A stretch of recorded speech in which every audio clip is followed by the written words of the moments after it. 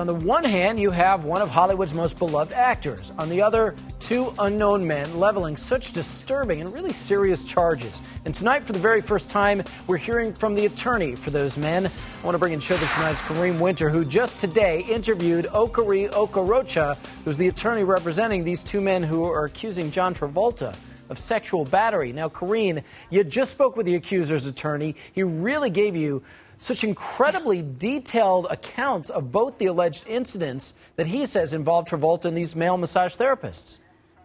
AJ, he sure did spell it out for me. In fact, he claims that in two separate incidents, Travolta turned a massage appointment into an unwanted sexual advance. Watch. My client tells him, well, I guess get on the massage table, puts a sheet over him. The guy's kicking it off with his legs. Travolta keeps taking it off. My client keeps putting the sheet back on. Travolta keeps taking it off, saying it's sticky, it's uncomfortable. You know, my client doesn't know what to do. He has a high level of responsibility in terms of his job there, and he's trying to, remain professional. But Travolta goes into, well, he likes a lot of glute work, and he likes his glutes done, meaning his buttocks. Now, in this interview with Mr. Okorocha, boy, did he go into so many details regarding things that are in the lawsuit and the incidents that were filed back to incidents from January 16th as well as the 28th. I asked Marty Singer, John Travolta's attorney, to respond to this, and he had a mouthful to say. First of all, unlike Mr. Okorocha's claims that John Travolta was in Los Angeles at that time, well, Singer said we can prove it. That's absolutely ridiculous. In fact, he is going to be providing plane tickets that show that John Travolta apparently left Los Angeles on the 15th, flew to New York for a job, a movie, that he got there on the 15th for pre-production of a film, that on the 16th he actually had a wardrobe fitting that he's going to be providing us at photo as well, and that he even dined at a New York night spot, a New York restaurant on the 15th. So he says he has proof that places John Travolta on the East Coast. He also responded to claims that Mr. Okorocha said that there are so many more people just waiting to come forward. We're just vetting them right now. Well, Singer said that's also baloney. He said, do you know how many people contact me each day wanting to sue this person, wanting to sue that person? Anyone can do it, and that he's not at all concerned. And finally, AJ, he was also, Marty Singer, John Travolta's attorney, adamant about the fact that he claims that no lawsuits have ever been filed against Travolta, any that have even been settled,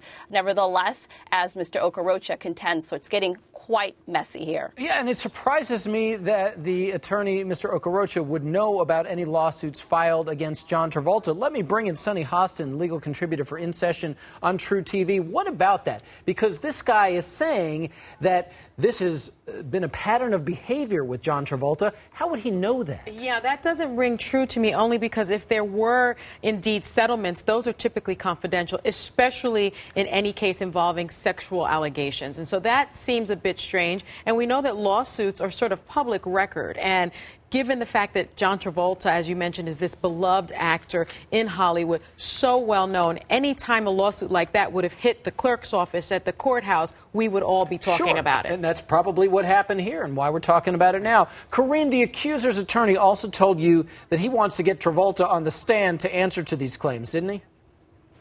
He did, AJ, and in fact, he says that when that happens, he will have witnesses. Watch what he said. Travolta will have to get on the stand and answer my questions as to where he was, and I will parade the 100 or so witnesses that we've located so far. More people are coming forward. Droves. Yeah, but Sonny, obviously this is a high-profile case, and now the word is all over television. Couldn't that, in fact, bring more and more people out to make claims, true or not? Well, it could, certainly. I mean, there are those people, those gold diggers that are going to come out there and perhaps make allegations that aren't true. But I have to tell you, AJ, sometimes when you're talking about victims, true victims of sexual assault, there is strength in numbers. And in my experience, having prosecuted a lot of sex crimes cases, when you have one accuser come forward, other victims do feel more comfortable and confident coming forward. So that kind of cuts both ways for John Travolta. All right, well, I do want to make clear that all of these are just allegations at this point, and the lawsuits are filed by unnamed accusers. Showbiz Tonight did reach out to John Travolta's attorney, Marty Singer, about those accusations. I want to read to you exactly what he told us about this. He said, "This second anonymous claim is just as absurd and ridiculous as the first one. The attorney who filed the lawsuit on behalf of his second anonymous client, who does not want to disclose his name, although he is required to do so, was notified that his first client's claims were totally false and fabricated. Since our client was not in L.A. when anonymous Doe number 1 claims he interacted with John Travolta." Well, there you have it. I guess we're going to have to continue to watch this play out. Kareem Winter, Sonny Hassan, thank you both.